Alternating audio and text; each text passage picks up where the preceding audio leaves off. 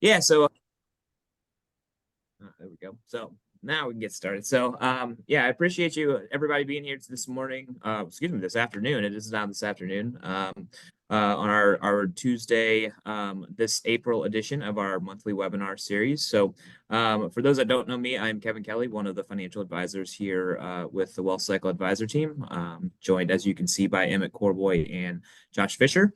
So today we're going to be talking about probably one of the topics that we get the most questions about whenever we're meeting with people, and that's going to be Social Security and the planning around that.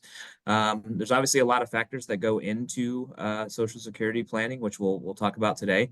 And it's one of those things that within our within what we do in terms of financial planning, it's one of the most important topics because it's one of those decisions that we only make one time in our lifetime. So but with that, I will just let you know there is a Q&A down at the bottom. So if you do have any questions, do feel free to throw those in the Q&A, and we'll be happy to answer those as we're going along here. But with that, I will go ahead and pass it off to Josh so that we can get started.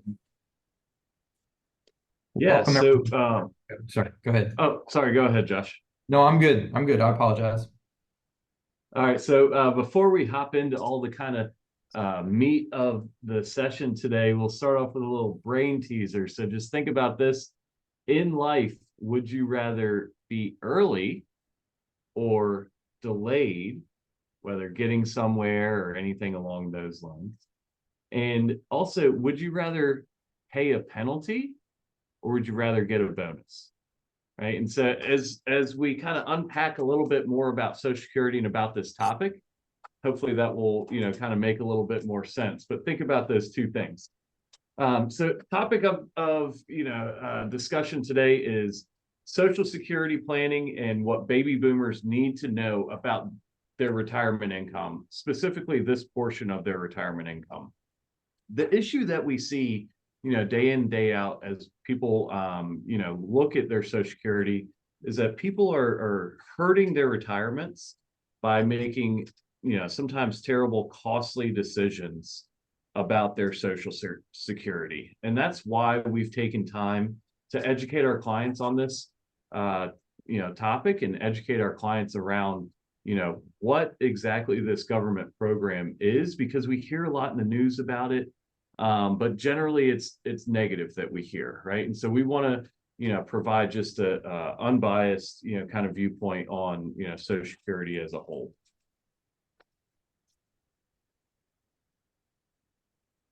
All right, so things to know, just kind of as a baseline about Social Security. First, there are actually a lot of different claiming options that you or your loved ones have with Social Security. So we'll unpack those. The decisions that you make on when to turn on your Social Security, or kind of how you claim that benefit, are going to have far-reaching consequences that impact not just you, but also your spouse if you're married. Could impact also other survivors such as children if they're under age 18 as well.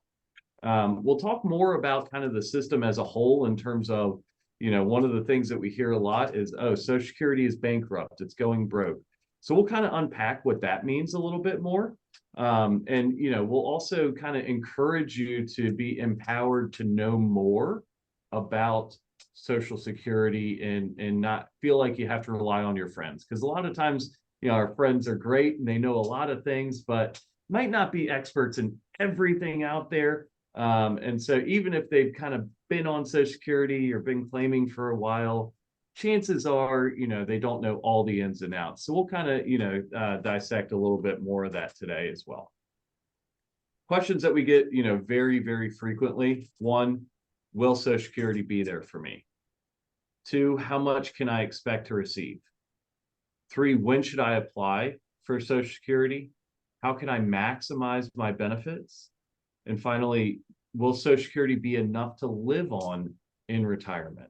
So we'll go through all of these different topics here today, and hopefully you'll be able to either get an answer on this, or in some cases, know where you can go to find the answer for this as well, right?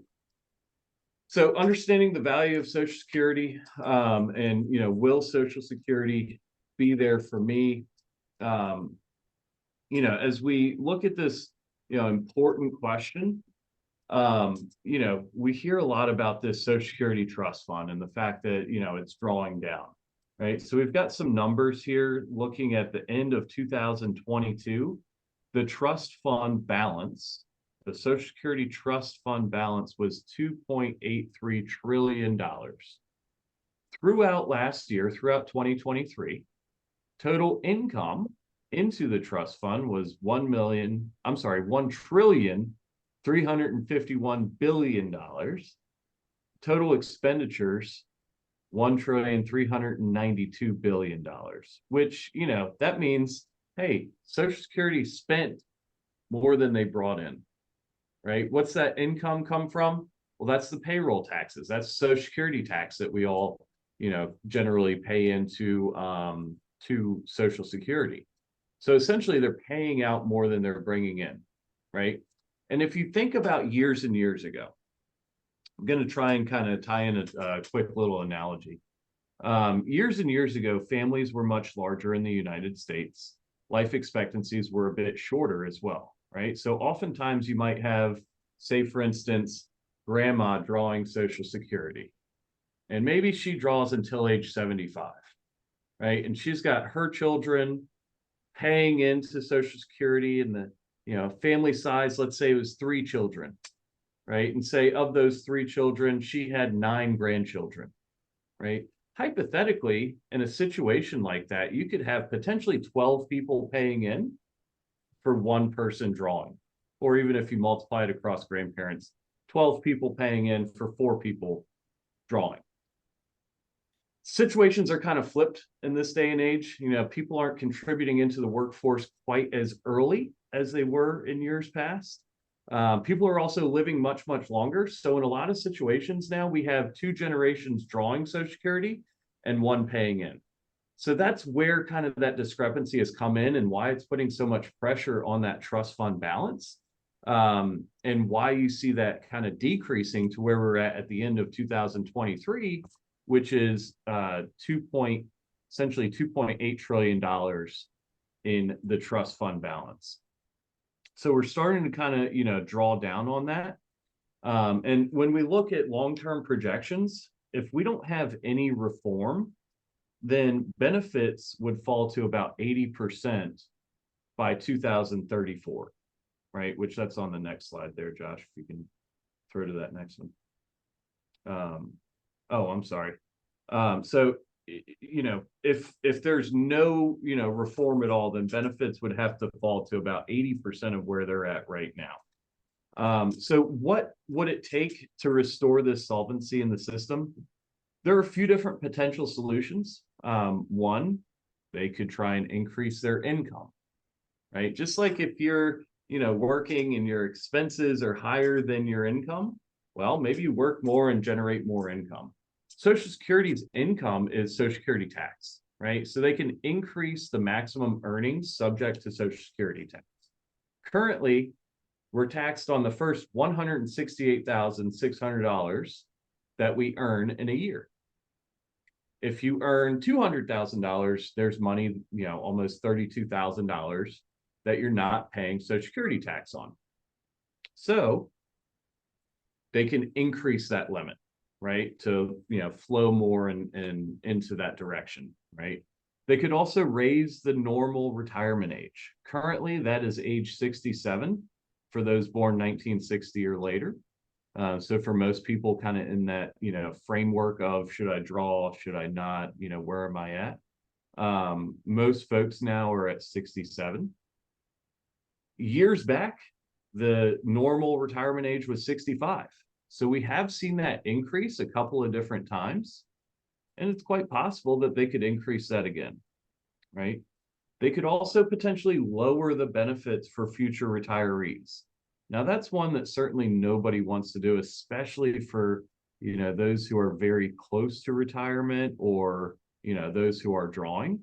And they could potentially, reduce cost of living adjustments, and there have been, things thrown around on eliminating cost of living adjustments completely. Right. One of the key things that I would say is for those of you, kind of on the call today who are wondering, maybe you're drawing already, or you're wondering, how is this going to impact me? If you're already drawing, or if you're very close to drawing, it probably is not going to impact you nearly as much as it might for your children or grandchildren, right? A lot of these changes will be kind of built in for, folks who are kind of future, retirees versus, people who are drawing now. So, and that's, what we have here for the bottom line for baby boomers. Your benefits are not really likely to be affected by Social Security reform. So, and I want you to feel, again, just kind of empowered with that. A lot of times I hear from people, that they want to turn it on early because it's not going to be there later. Tomorrow is not promised. We never know what the future holds. But as far as Social Security reform goes, it would not be likely at all that your benefit would be affected by Social Security reform. So, let's kind of rid that thought and think about, a clearer way to think about Social Security, right? And let's think about, this within the context of your situation and your overall financial plan. And we're going to highlight 4 key insights here over the next few minutes that can, kind of put some context around all of that, right? And I'll let Josh kick off that first insight.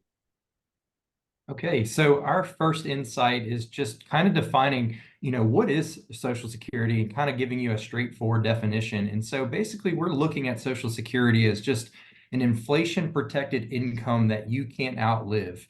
Effectively, when you start drawing that check from Social Security, we'll think of it as mailbox money, money that's coming in to your bank account as a deposit each and every month until the day you die. And even after your death, it could continue to come in the form of survivor benefits for partner, spouse, that kind of thing. And we'll kind of cover some of those different areas. But the premium you pay into the system, or tax, whether you look at it from that standpoint, is literally listed on your paycheck. So when you pull up a pay stub, if you see those letters FICA, F-I-C-A, that stands for Federal Insurance Contribution Act. And you and your employers have paid the premium every paycheck that you've worked, going way back when, maybe when you were, just washing dishes, or even getting started cutting grass or something small like that, all the way up to your present earnings. So you want to be smart about how and when you collect this benefit, and we can look now at some of those various features. So it's one of the few sources of income with Social Security that obviously you can't outlive, which is a great thing to kind of have in your back pocket, because with advances in technology, it's like if we knew exactly how long we were going to live, it would make a lot of our decisions today a lot easier. So if you're worried about running out of personal assets in your older ages, you need to not really worry about Social Security, because it's going to continue until you die. And like I said, the longer you live, that's going to translate to more dollars you will extrapolate from the system. So that's really the secret to Social Security, is it's collected as long as you can.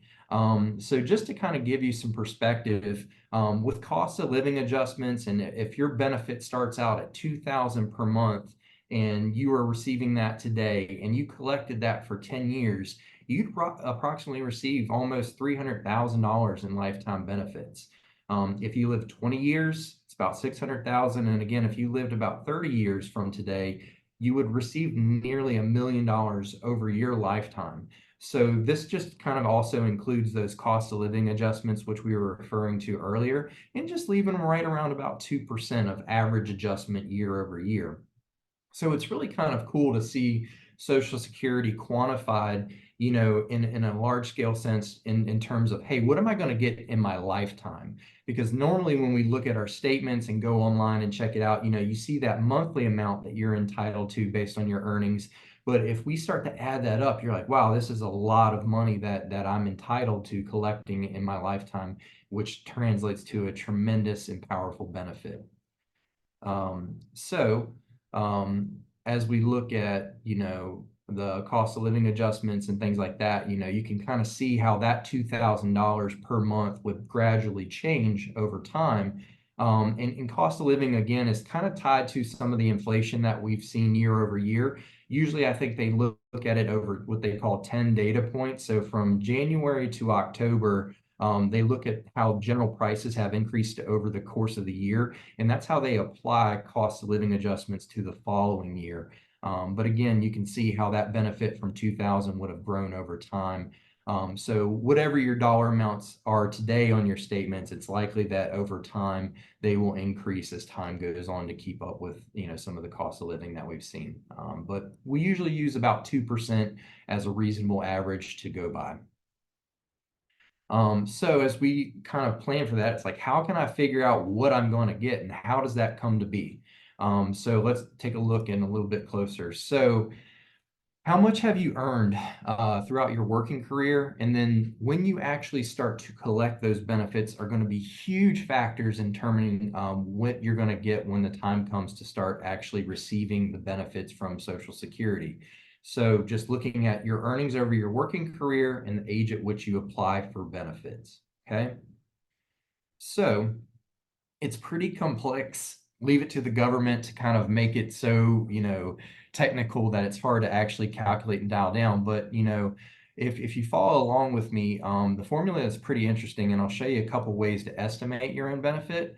But for general purposes, they're going to look at your annual earnings over your lifetime and index them for inflation. And then they pick the 35 highest years of your earnings. So it used to be back up until 2012, you would get your annual Social Security statement. They cut mailing them out back in 2012 as a cost saving measure. But even if you were to register online, you would basically see what your reported Social Security earnings were for the year. In fact, each year when you get your W-2, you can see that annual number there that says wages subjected to Social Security.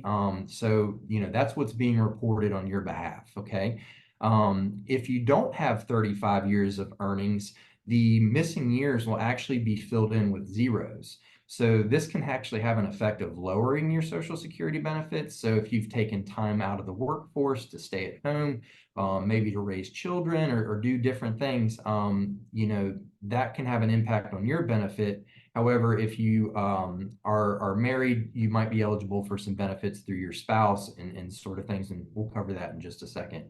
But what they do is they take the formula and kind of apply it to your average index monthly earnings to determine what your primary insurance amount is. And this is really important. We kind of abbreviate it as PIA.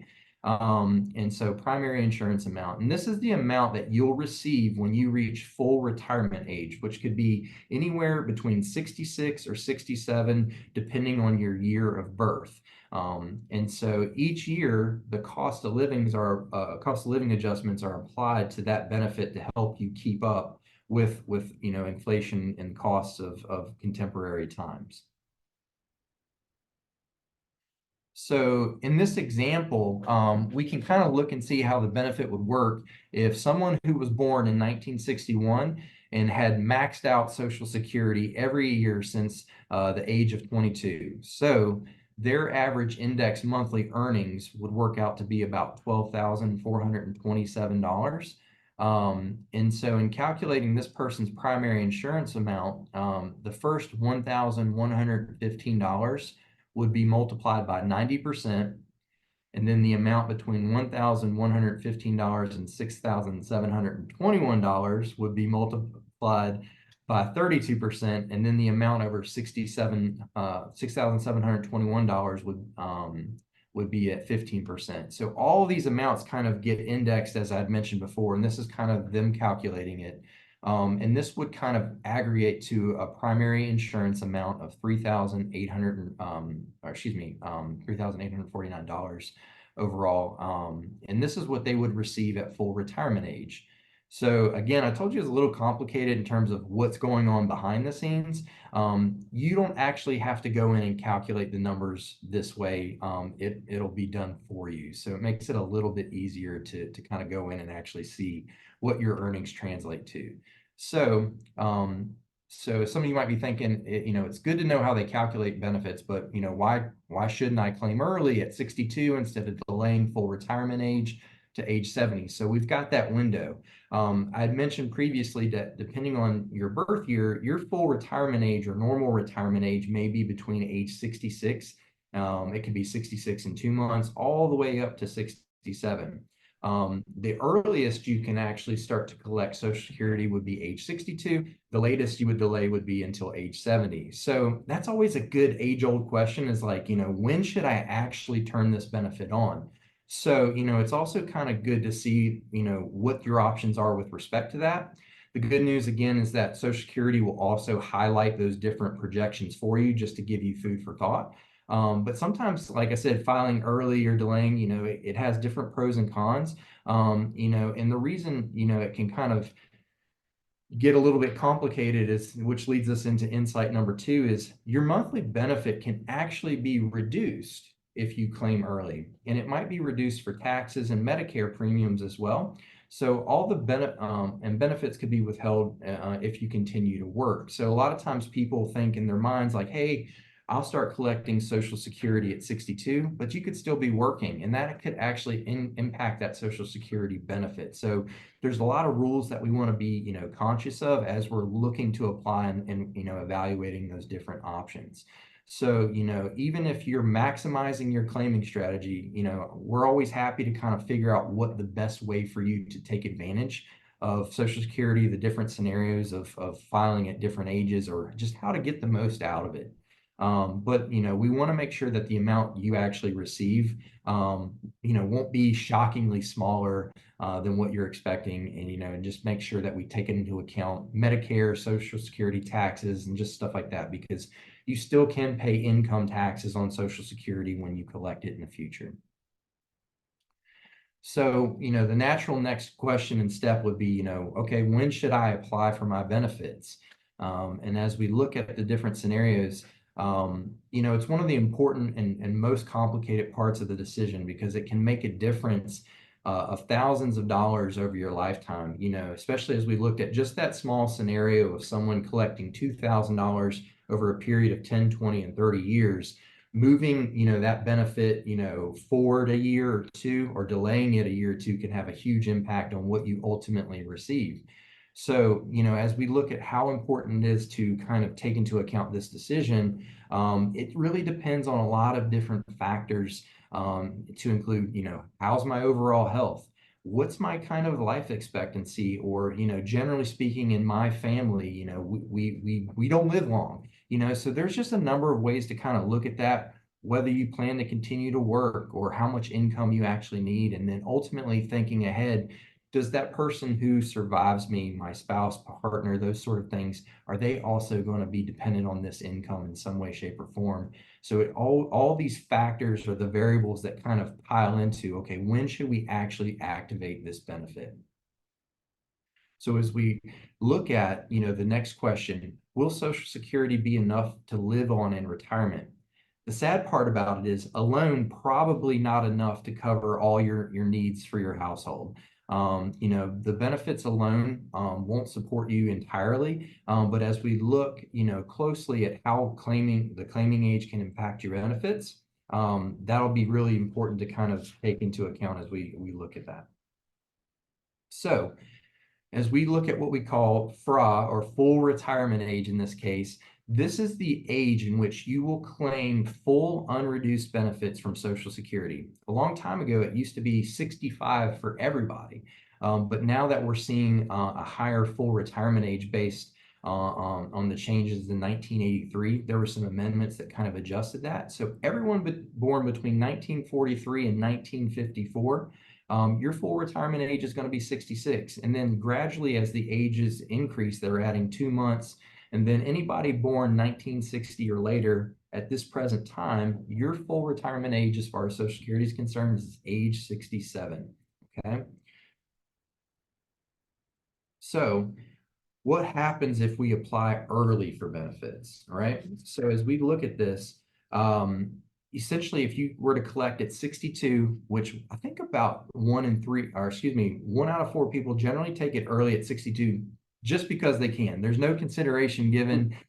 They just automatically jump on it because it's like, hey, we got this green light. That's my money. I'm entitled to it. And I'm going to take it, as soon as I can.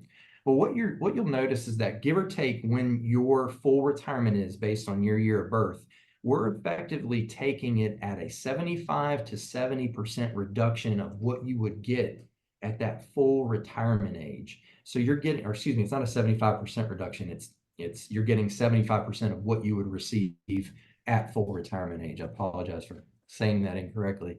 But you can see there each year as you get older and we get closer to that full retirement age target, you're actually collecting more and more of that entitled benefit all the way up to the full 100%. At your full retirement age. So they want to take into account that, yes, just because I can take it early doesn't necessarily mean that you should. We kind of help you to evaluate those different pros and cons of looking at it from that standpoint, but just helping you be aware of what kind of, your options are, and again, potentially what you could be leaving on the table. So on the flip side, if we kind of consider, the crossover point to be your full retirement age, conversely, it's like, well, what happens if I don't need it? I'm comfortable. I plan to continue to work. I don't need to collect Social Security. Well, you can see here that there's actually a little bit of a bonus to delay Social Security benefits. So each year that you wait beyond that full retirement age, you're essentially going to earn 8% of that full retirement age benefit every year that you delay. So you can see there in that first year, if your full retirement age is 66, you're going to effectively collect 108%, 116%, all the way up to 132% of that benefit. So you're a little bit in a way being incentivized to delay those credits. From that standpoint, again, one of the things that we look at with you is to say, okay, what are the pros and cons of taking it early versus waiting till full retirement age or potentially delaying, and when does that all break even for me? So that you can kind of help, again, make an informed decision as to what might be best for your situation and when you apply for Social Security. So there are various ways, obviously, to collect and arrive at that final number. If you just simply go to ssa.gov, as far as I'm concerned, there's no reason why, anyone on this call shouldn't just go on the website, just log in and register. One, because, that's a benefit that you're entitled to. You want to make sure that you have access and the information at your fingertips, just so that you can kind of track and see what your numbers are. But if you just land at that website, the main thing to do there is just to log in, set up your account, just go through the steps to register so that you can get your true and actual number.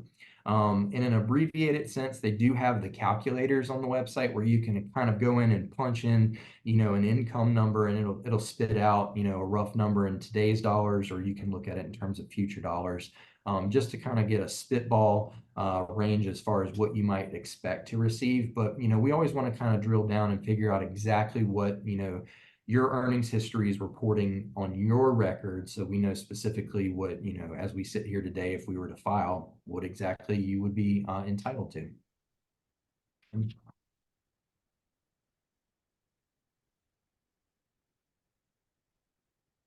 So obviously, as we look at it in just comparison, there's a huge advantage for delaying your monthly benefit.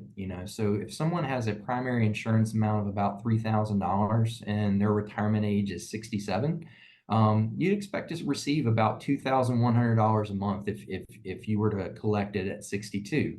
So we're basically leaving about $900 a month for the rest of our life on the table. That's the cost of claiming early versus waiting. But the $3,720 would be available at age 70. So it is nice to kind of look at it and say, wow, if I wait, I'm getting an extra $720 a month if I wait until age 70. So it becomes more dramatic if we start to kind of ramp up and add the cost of living adjustments on top of this. So, if they average that 2%, going back to what we said at the beginning, over the next 8 years, this person's benefit at age 70, would jump to about $4,359 a month because of the added cost of living on top of just delaying. So it does compound pretty nicely when you look at those factors being tacked on to that as well.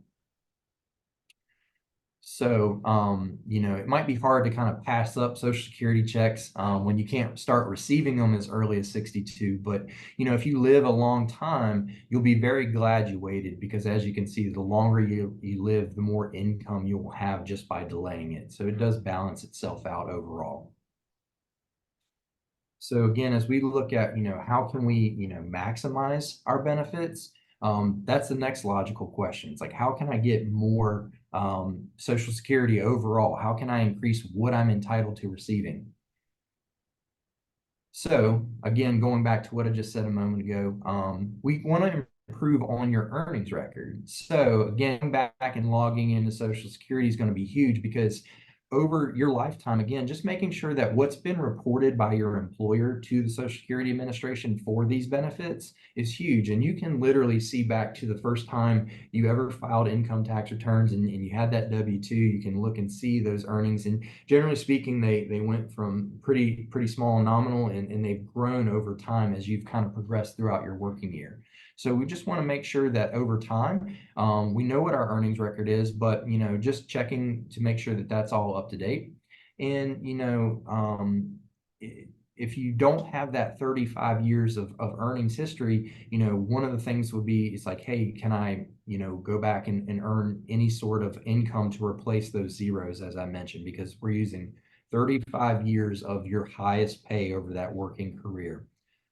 So if you had several years of lower earnings, if you work and you're able to replace those, it's kind of like a sliding scale where it's kind of washing out the earlier ones and replacing it with the higher ones. And so another thing to consider is that if you start receiving Social Security but continue to work, your earnings record is still updated. However, it's important to know that if you're collecting Social Security, we use that scenario where somebody might start filing and apply for benefits and start collecting at age 62. It's really important to note that if you try and double dip, so to speak, where you're working and receiving Social Security benefits, if you earn over $22,320, and this is specific to this tax year for 2024, it would actually reduce $1 in benefits for every $2 that you earn over that threshold. These quirky numbers, again, are all come up by the government. You know, why they can't round up or round down, I don't know, but essentially we have to be cognizant of that. So, you know, we've seen scenarios where someone may have retired, and maybe they're collecting a pension and they want to turn on Social Security at 62, but maybe they still just want to contribute or do something to kind of fill their time. And that's where we see some people take on part-time jobs and things like that. But we just still want to be, you know, cognizant of how much we're going to earn at that part-time job, because you can still work, you can still make money. It's just once you hit over that $22,320, that's where it starts to kind of be a burden to your Social Security. And if you continue to earn above that, it could actually kind of translate to, you know, my Social Security benefits washed away because I'm earning so much above that. So it can kind of work against you. It's not that you're losing it, it's just that you've earned too much to actually receive the benefit. Okay, so one of the things, like looking at the optimal time, is just kind of figuring out, okay, when is the best time for me to collect this? And the reason we would delay benefits is because it does result in higher lifetime income for you and your survivors. But there's no one size fits all answer to this question as far as when's the optimal time. Because again, it all boils down to, if I know exactly how long you're going to be on this earth, that tells me the exact specific scenario, but life is not that easy as far as, you know, interpreting that. So again, we just want to weigh out pros and cons and help kind of illustrate, you know, what benefits you'll receive, and try to make the best and most informed decision that we can as we approach that time. So again, one of the things that's still on the table as you collect Social Security is that my benefits can still be taxed. So, you know, one of the things we want to look at is what happens as far as, you know, taxation of my Social Security benefits, and how does that look? You know, there's an earnings test that your income is subjected to that ultimately determines how much of the Social Security benefit you received is taxable, okay? So again, you'll see that $1 in benefits would be withheld if you earn over $22,320, as I mentioned before. But, again, we just say, don't let that earnings test of, determine, whether or not you should work or want to work. One of the things that exists is that, remember, the earnings test is on the table if you take Social Security early. If you wait until full retirement age, you could literally work as much as you want and collect Social Security, and it will be to no detriment to you. As far as, there's no earnings test once you hit full retirement age. But, one important consideration would be just kind of, again, just deciding, hey, do I want to work in retirement? Is it just a change from the, the everyday working that I'm doing? I'm kind of tired of being in that rat race, or just looking for a change of pace, collecting benefits and doing those other things, factoring it into your overall decision. So we want to just kind of be aware of that. As far as the true tax to Social Security benefits, here's a quick table just to give you, an idea of how much of my benefit could be taxable. So, what Social Security uses is what they call provisional income. Okay, so they use off of your tax return, if you look at it, they use what's known as your adjusted gross income, or your AGI, plus 1/2 of your total Social Security benefit.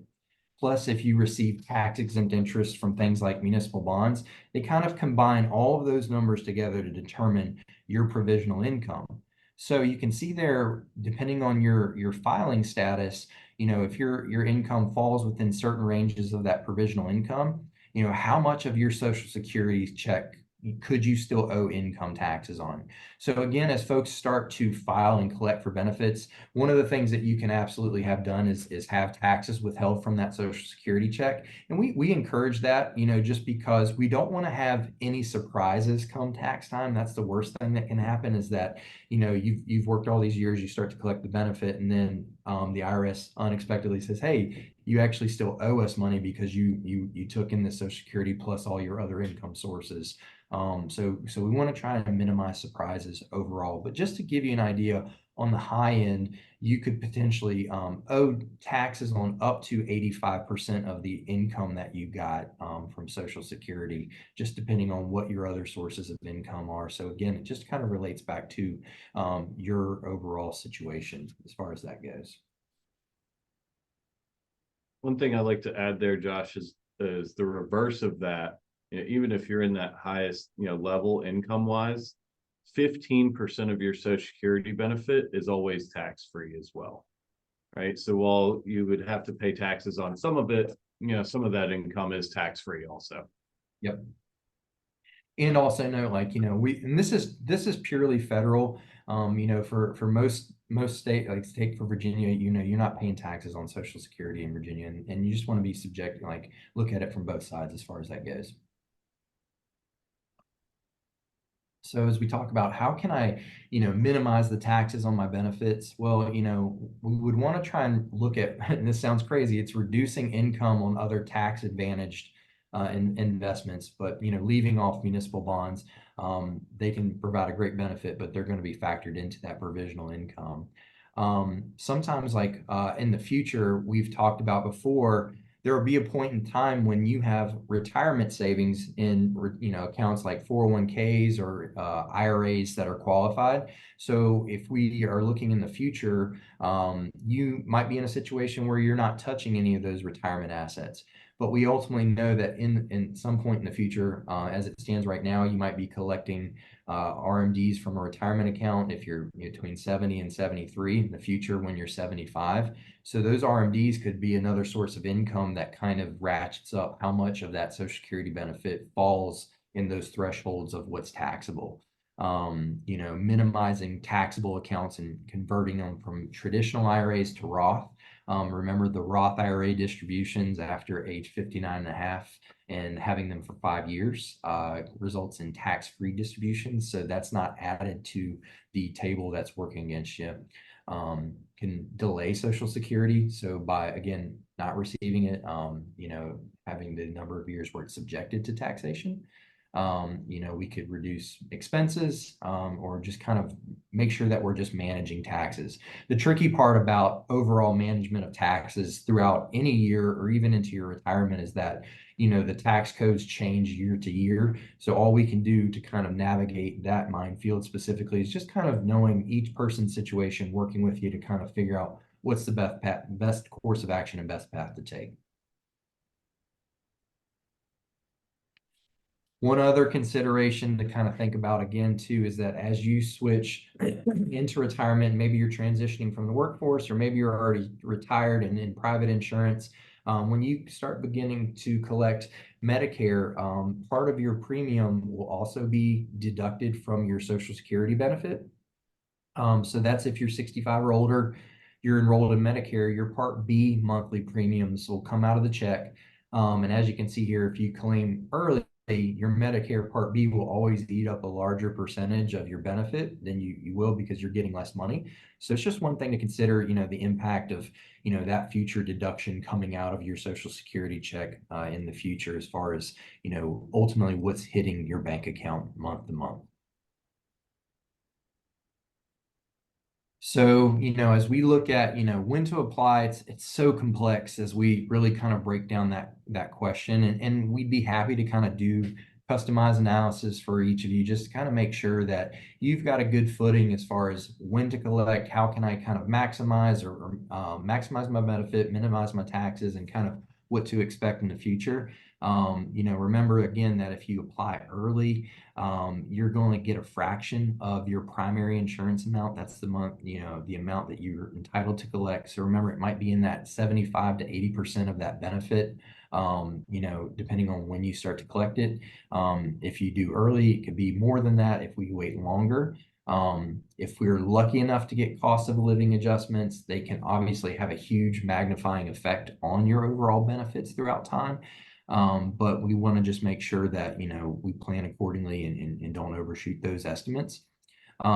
Just keeping track of the idea that, hey, we're going to pay some taxes potentially on some of these benefits that we're going to receive. And whether that's through true taxes or through some form of like insurance like Medicare, that might erode away some of the power that your Social Security check has before it hits your bank. But, you know, if you can plan to continue to work, you know, don't let things like that earnings test discourage you. You know, we'll make sure that, you know, you're kind of aware of that and how it might impact your benefit if you do plan to collect early and continue to work.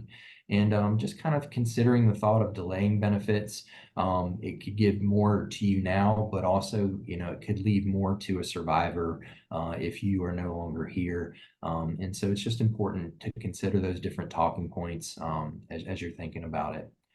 So, you know, as we look at it, you know, if you think I'm not going to live long, so why shouldn't I just take my benefits early, claim it as long as I can, as soon as I can? I'm going to flip it over to Emmett to kind of break down that thought process.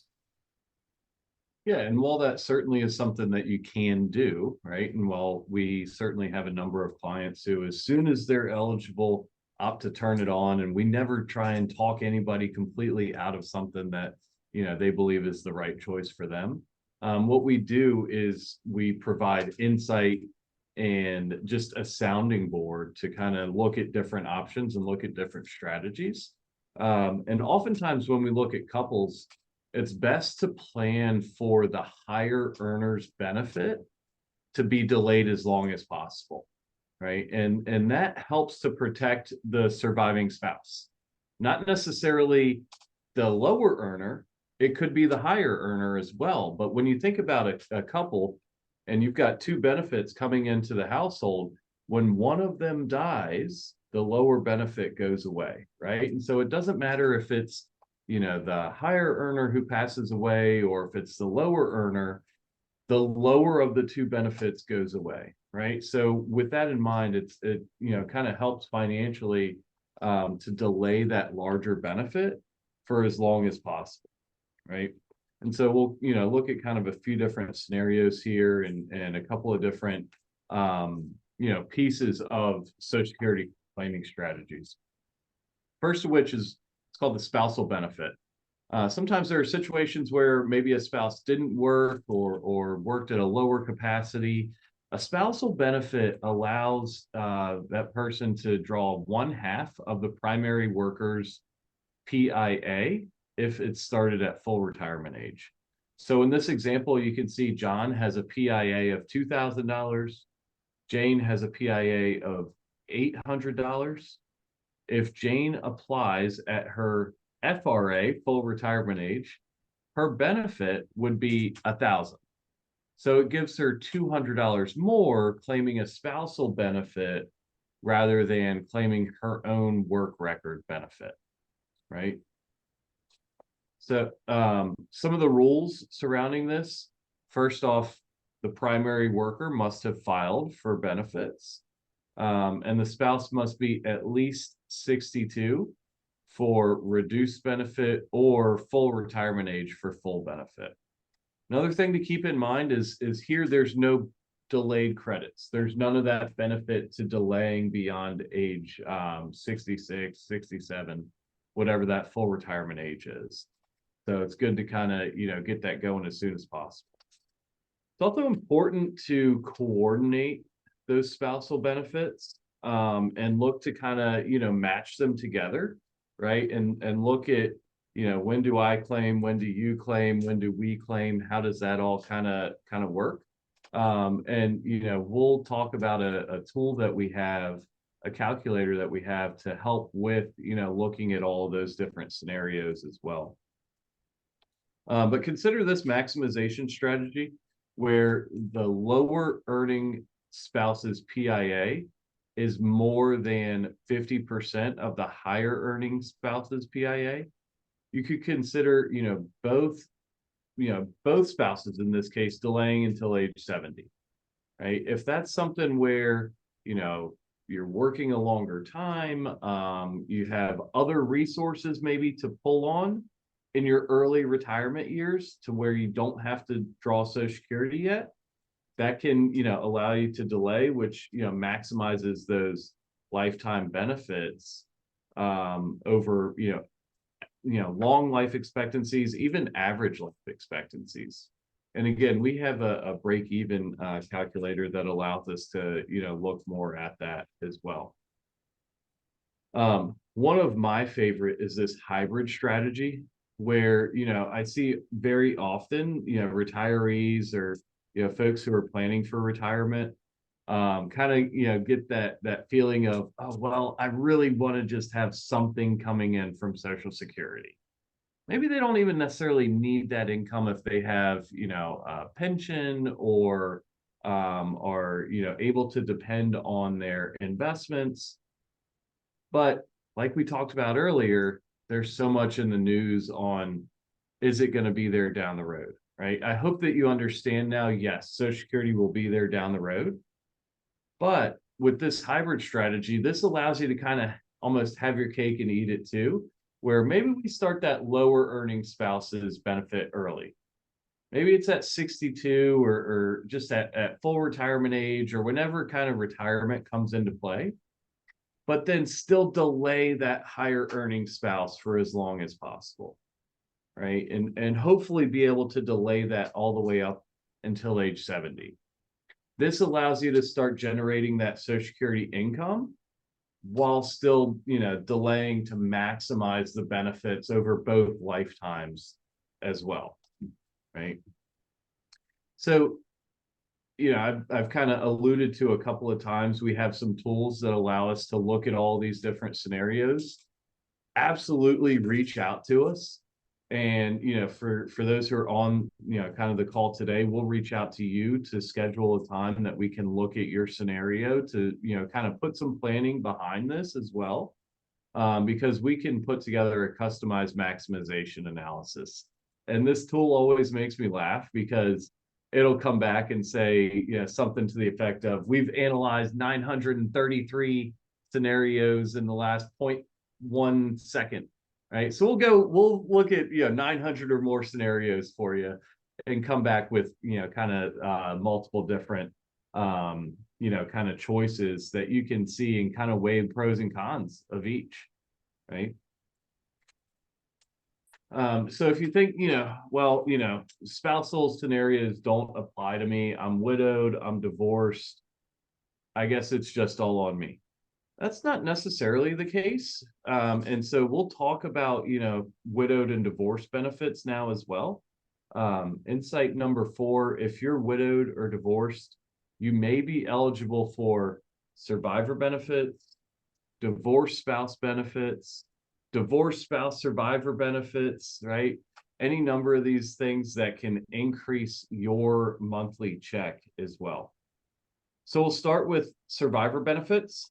2 key factors. One, survivor benefit depends on the age at which the deceased spouse originally claimed their benefit, right? So if the deceased claimed before full retirement age, a survivor benefit will be limited to the higher of the deceased spouse benefit, or 82.5% of the PIA, primary insurance amount, right? So keep in mind, where I just talked about, as much as possible, you want to delay that, larger benefit. This is why, right? Because survivor benefits are impacted as well. If the deceased claimed after full retirement age, then the survivor benefit gets those delayed credits as well, right? So again, that's where it helps to delay as long as possible. The other major thing that the survivor benefit depends on is the age at which the widow claims that benefit, right? So the actual benefit coming into play here. If this is before full retirement age, again, it's going to be a fraction, it's going to be reduced. If it's at or after full retirement age, it'll be 100% of that original benefit.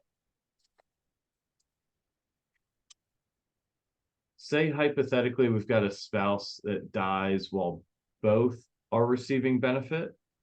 The widow or widower can, switch to the higher benefit, right? So, this kind of goes over what I talked about a few slides ago, where this puts numbers to it. Joe's benefit is $2,800. Julie's is $1,500. Joe dies. Julie switches from $1,500 to $2,800, right? So she gets $2,800 a month now. But on the other side of that, if you combine those, they had $4,300 coming into the house. Now they have $2,800 coming into the house. Well, so while she gets a step up, overall from a household, it's, a reduction of $1,500 in income. So it's important to kind of plan for that and, look at other resources as well. Right? So some rules for,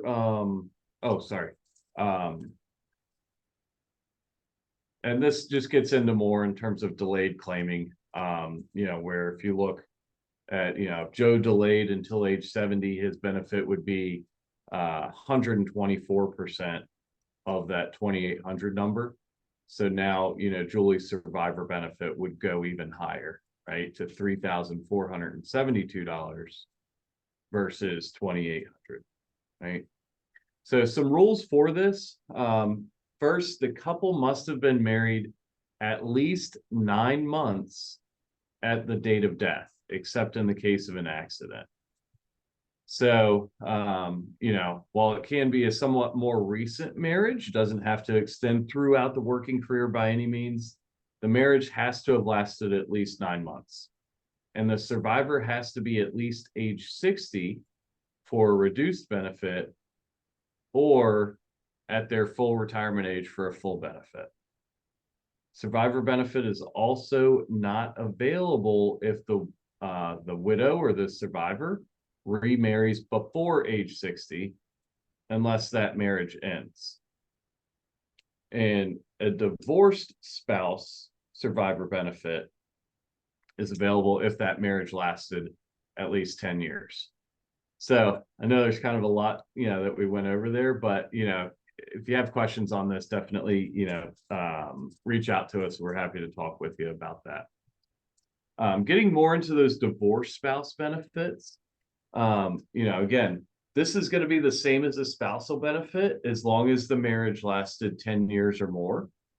and the person receiving the divorced spouse benefit is currently unmarried, right? So if you ever, spend much time in places like the Villages in Florida or places along those lines, you might notice that there are a lot of couples that you think are married. They do everything together. They act like a married couple, but they might not be married, right? Sometimes from a Social Security planning perspective, it makes sense to not get remarried in older age, because it could mean that you're giving up a divorced spouse benefit or a survivor benefit or something along those lines. So, that's just something to kind of keep in mind as well. Some of the other rules surrounding this, more than one ex-spouse can actually receive on the same worker's record, right? So even if there are multiple prior marriages, right, more than one ex-spouse can receive on that record, right? Josh, if you could go to the next slide for me. Sure. Thanks. Benefits, can be paid to one ex-spouse and not impact the worker, the current spouse, or other ex-spouses, right? So I know a lot of times, like especially with divorce situations, I'll explain this to clients and then they say, oh, well, I don't want to mess with her benefit, or I don't want to mess with his benefit. I'll worry about my own. It doesn't impact their benefit whatsoever. So you can draw off your ex-spouse's benefit and them not even know that you're doing that, right? Social Security has all of that info. And as long as you qualify for the, 10 years worth of marriage and currently unmarried, it doesn't impact, any of the other parties involved, right?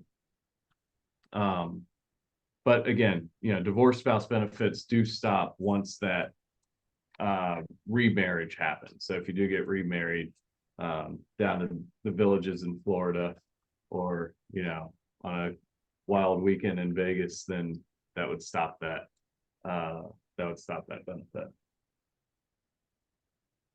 So I'm sure a lot of your heads are spinning right now. There's a lot that goes into Social Security, and this is just one piece of the overall financial puzzle, right? So if you're feeling like, man, this is really complicated, I don't know what in the world, I just heard, or where to start with all of this, that's where we come into play. Hopefully you can see, we're kind of experts in this area, and we aim to give you the best information to help you to make that decision as educated as possible, right? And feel as empowered as possible as you go into the Social Security office. So we'll go back to that brain teaser for a second. Now that you've, kind of learned a little bit more about this, do you think it would be better to be early or be delayed? Would you rather pay a penalty or get a bonus, right? And so hopefully you kind of understand now, well, if you're drawing early, you're getting that money a little bit earlier, but you're also penalized for it, right? If you're delayed, you're getting a bonus, you're getting delayed credits, you're getting an increase in that Social Security income. So everybody's got a different situation and a different viewpoint on it. But, let's help to kind of put together some things to maximize your benefit as best as possible.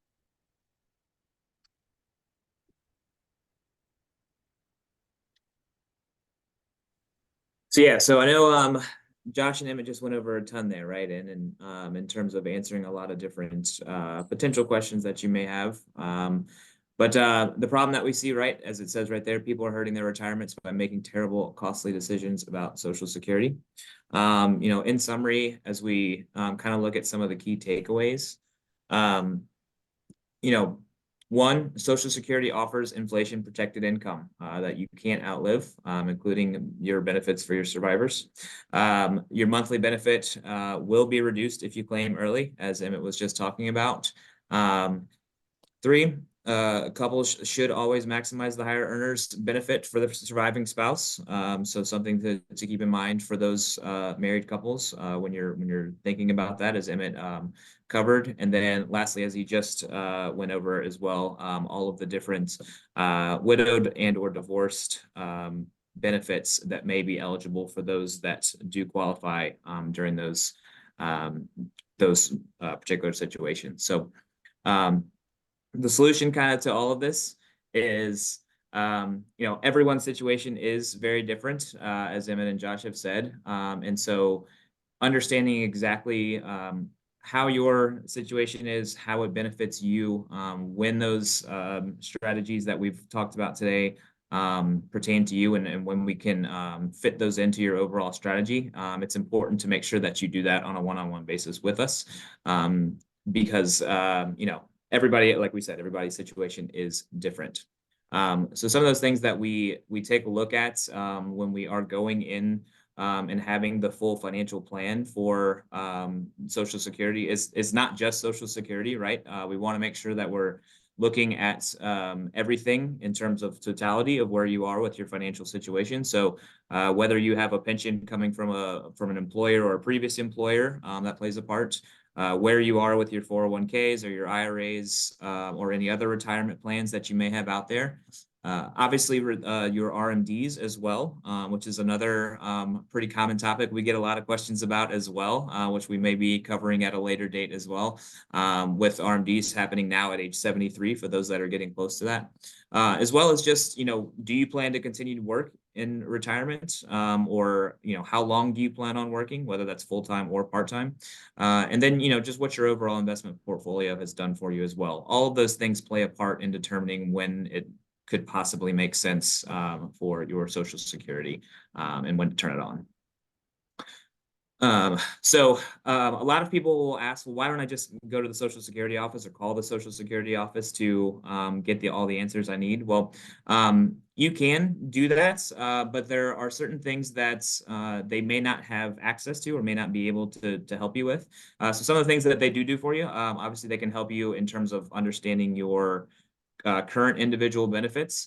And they can also tell you, the exact amount that you're entitled to. But some of the things that they can't do is a little bit more of the planning sides of things ahead of time, when it comes to projecting out what your future benefits may be, how that plays a part with some of those things I just talked about that you have in your overall financial plan with your pensions and your IRAs and that sort of thing. And they are not going to help you in terms of finding the right strategy that specifically makes sense for your specific situation. So as Josh and Emmett talked about today, you can go to the next slide, Josh. There's going to be questions, right? We all are in a different situation when it comes to what we're planning for our financial future. So if you're thinking about when should you apply, when should you keep working, if you've already applied, how does that maybe affect you? If you don't know what your benefit will be just yet, or where to find that, or how to find it, or what just some of the long-term strategies are if you're not quite there yet, or even the long-term strategies if you are fairly close. We can help you with a lot of those different questions to help you get on the right track for your specific situation. So as we've demonstrated over the last hour or so, that Social Security is there's a lot that goes into it.